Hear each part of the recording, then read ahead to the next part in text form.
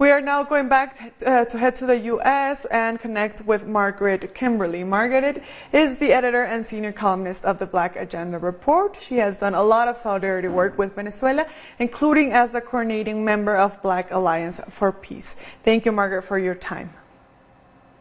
Thank you.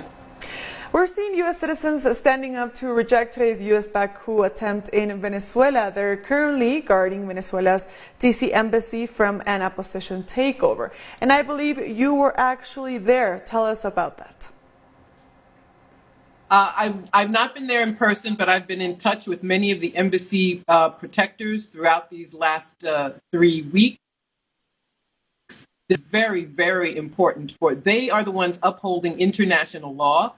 The Vienna Conventions on Diplomatic Relations clearly spells out that the elected government, the government of President Maduro, should be represented, should still be in the Venezuelan embassy in Washington, D.C.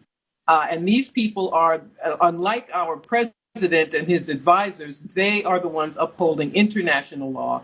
It is vital that they continue to protect it. It is a tremendous, important show of solidarity for those Americans who oppose their country's, their government's aggression against Venezuela.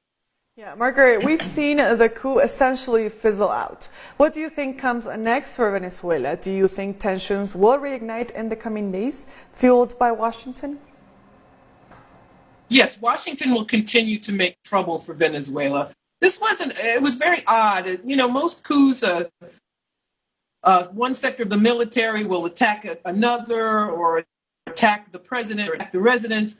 This started out as more of a psyop, and it's very serious because it's being used to coordinate these diplomatic attacks, to coordinate sending these pro-Guaido protesters to the embassy. So it's important in that sense, but I don't know that we should call it a coup.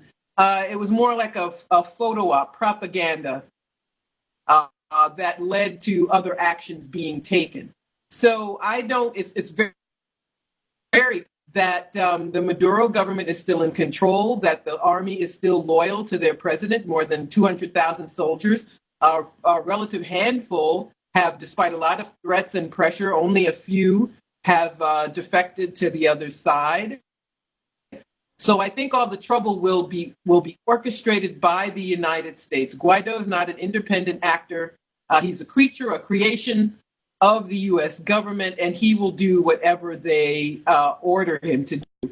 So unfortunately, there will be more acts of sabotage, more suffering for the Venezuelan people. But I do not believe they will be able to dislodge Maduro, because there's absolutely no support in this country for the U.S. to attack Venezuela. And they know it. That's why they have not done it yet. Margaret, could you tell us about the solidarity with Venezuela we've seen in the U.S. And why that's so important? It's very important for us for several reasons. We don't really have an opposition party. The attack on Venezuela is bipartisan. The Democratic Party, though the leadership are supporting the Trump administration, the corporate media have been attacking Venezuela for years, long before this Guaido was chosen as government. So it's important for people who do know the truth, who are familiar with the history of Venezuela, to stand up and tell the rest of the country what is really going on, and to tell people who love peace, to tell people who care about international law, that we have to oppose our government on this issue. Yeah, Margaret, we also know that members of Black Alliance for Peace have been to Venezuela recently. What have they said about those visits? Well, our national organizer, Jamu Baraka, was the co-organizer of a recent delegation of the U.S. Peace Council arranged, and other groups that we are in coalition with visited Venezuela last month. And they reported back that what we already knew, that most of what we're told about Venezuela is not true. We're told that it's this dystopian hellscape and everyone is starving, and they told us that there's food everywhere, that the metro is free, that people support the president. That's why he is the president, because he won the election. They told us that the electoral process is one of the best in the world. And they told us mostly about the courage of the Venezuelan people, that they do not want their government overthrown. That's the lie we're always told here. And that people in that country want to live in peace. Whatever differences they may have with their government, they want to resolve peacefully. And they also told us how the United States government has interfered in Venezuelan politics and prevented any agreements, any coalitions, any possibilities of the government working with the opposition.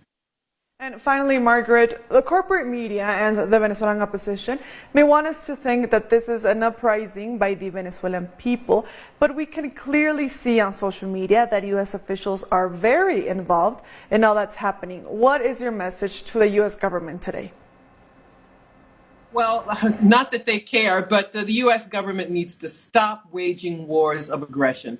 Sanctions is war. It's war by other means. There was a report recently which revealed that 40,000 Venezuelans lost their lives because of the impact of sanctions. So this is war. The American people don't want war. That's why they lie about Venezuela. If they told people what they really did, they would have no support. And so that is the most important thing for us to keep in mind at this moment.